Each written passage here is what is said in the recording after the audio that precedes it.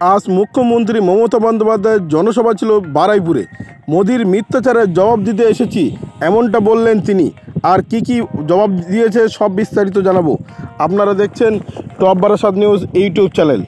24 ঘন্টার ব্যবধানে যাদবপুরে বারুইপুরের মঞ্চ থেকে প্রধানমন্ত্রী নরেন্দ্র মোদীর অভিযোগ ফিরিয়ে দিলেন তৃণমূল সুপ্রিমো মমতা বন্দ্যোপাধ্যায়। মঙ্গলবার বারুইপুরের সভা থেকে মোদী প্রশ্ন তুলেছিলেন, সিপিএমকে ভোট দিয়ে কি তৃণমূলের হাত শক্ত করতে চান? ইন্ডিয়া জোটের প্রসঙ্গ টেনে মোদী বলেন, সিপিএমকে ভোট দিলে কি হবে? সেই তো দিল্লিতে গিয়ে দিদির হাত ধরবে। ওদের তো একটাই দোকান, ইন্ডিয়া অ্যালায়েন্স। তাহলে কেন নিজেদের ভোটটা নষ্ট করবেন? 6 দফার ভোটে তো স্পষ্ট হয়ে গেছে আমরা ক্ষমতায় ফিরছি। বুধবার সায়নী ঘোষের সমর্থনে বারুইপুর পূর্বের ফুলতলা সংলগ্ন সাগর সংঘ মাঠে জনসভা থেকে মমতা বলেন, আজ আমার এখানে সভা করার কথা ছিল না, তবে পরে মনে হলো বিজেপি এবং মোদির মিথ্যাচারের জবাব দেওয়ার প্রয়োজন আছে, তাই এখানে এসেছি। ক্ষমতা থাকলে চ্যালেঞ্জ করুক বিজেপি। এরপরই মমতা বন্দ্যোপাধ্যায় দাবি করেন, বাংলায় বিজেপি সিপিএম কংগ্রেসের মধ্যে আঁতাত রয়েছে। ওরা নিজেদের মধ্যে বোঝাপড়া করে ভোট করছে, তাই বাংলায় সিপিএম কংগ্রেসের সঙ্গে তৃণমূলের সম্পর্ক নেই। তবে সর্বভারতীয় স্তরে ইন্ডিয়া জোট রয়েছে এবং সেই জোটে রয়েছে তৃণমূল কংগ্রেস।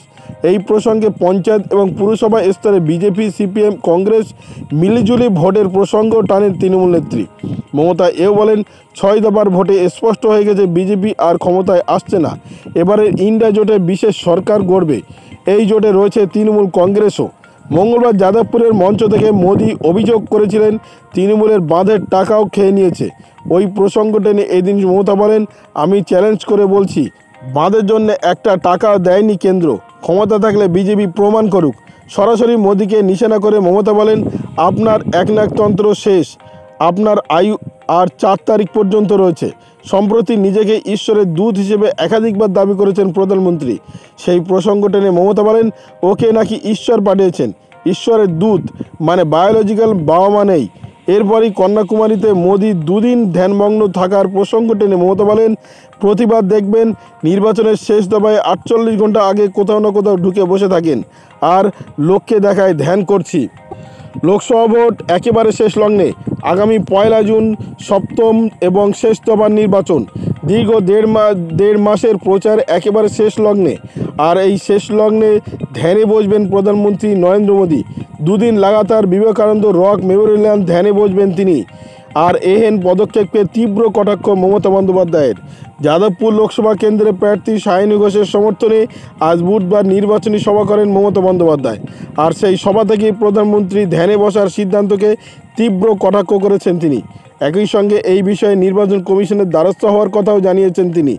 বলেন, লোকে পূজা করলে কেউ ক্যামেরার সামনে বসে করেন, সমুদ্রের হাওয়া খেতে খেতে উনি প্রচার চালাবেন, যা এভাবে প্রচার করা যায় না বলে তোপ দাগেন মমতা বন্দ্যোপাধ্যায়।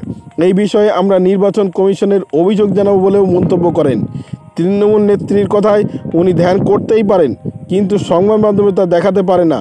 পুরোটাই নির্বাচনী আচরণবিধি ভঙ্গ। বলে রাখা প্রয়োজন, 30 মে সন্ধ্যা থেকে আগামী 1 জুন সন্ধ্যা পর্যন্ত ধ্যানে বসবেন প্রধানমন্ত্রী নরেন্দ্র মোদী।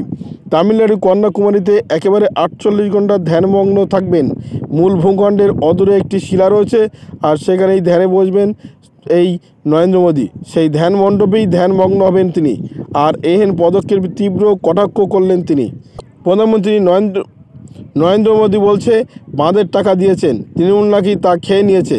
কিন্তু আমি চ্যালেঞ্জ করে বলছি, একটা টাকাও বাঁধের জন্য দেয়নি কেন্দ্র। তবে এদিন বারুইপুরের সভা থেকে সিপিএম এবং বিজেপির ভোট ভাগাভাগি নিয়ে বিস্ফোরক মন্তব্য করেন মমতা বন্দ্যোপাধ্যায়। একই সঙ্গে বলেন, 34 বছর কিছুই করেনি সিপিএম। আজ এই সিপিএম বড় বড় কথা বলছে।